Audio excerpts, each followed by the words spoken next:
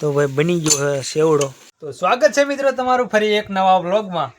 તો આજ છે અમારે બનાવવાનું છે ડોડાનો સેવડો। તો આ ડોડા છે, આનું છે બનાવવાનો છે સેવડો। પહેલાં છે આને દાણા છે એ બધા કાઢી લેવાના શાકોથી, ને પછી છે એને વઘારીને એ રીતનો બનાવવાનો હોય સેવડો।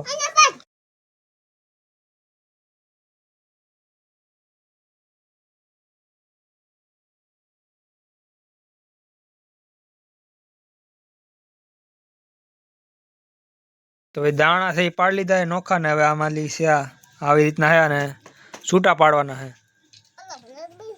તો તેલ મૂકી દીધું હે ને હવે આમાં કરી નાખવું રાઈનો મસાલો।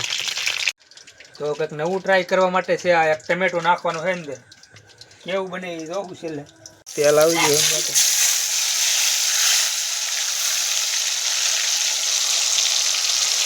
તો ભાઈ કેટલી વાર છે એ આને સડવા દેવાના ને પછી સડી રહે લગભગ 10-15 મિનિટે। હળદર નાખવાની છે થોડીક,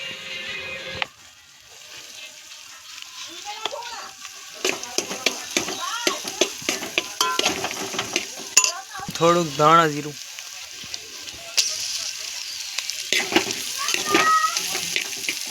તો ભાઈ બની ગયો છે સેવડો।